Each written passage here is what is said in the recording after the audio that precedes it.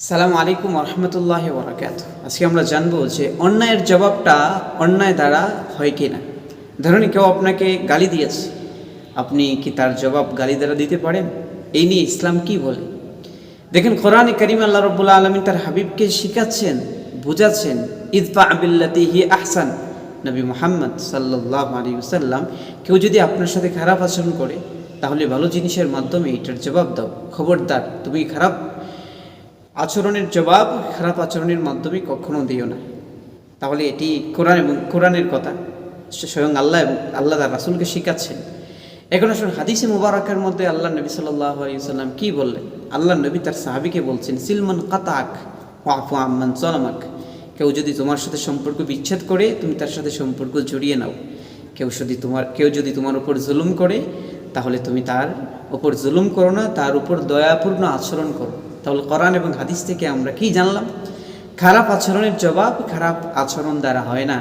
আপনি হয়তো চুপ থাকবেন, না হয় ভালো আচরণের মাধ্যমে তাকে জবাব দিবেন। এটি হচ্ছে কোরআন এবং হাদিসের কথা। সুতরাং এই বিষয়ে আমরা যেন খেয়ালি হই, আমাদের জন্য মাথায় জিনিসটা থাকে। এখন আসলে আমাদের সমাজের বাস্তবতা হচ্ছে এই যে সন্তানকে আরেকটা লোক গালি দিয়েছে, সন্তান কেঁদে বাড়িতে গেছে, মা বাবা বললেন তুমি কাঁদো কেন?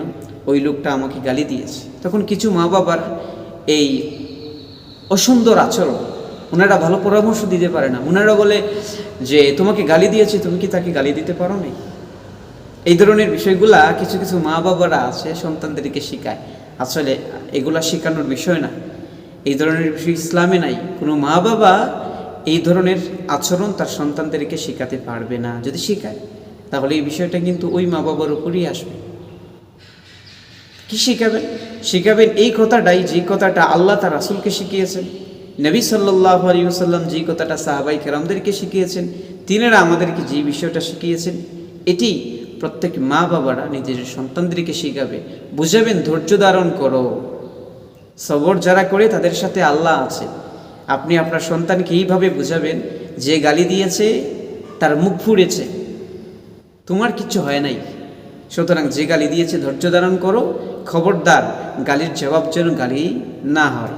আল্লাহ তাআলা আমাদেরকে এই বিষয়টা বোঝার তৌফিক দান করুন, আমিন।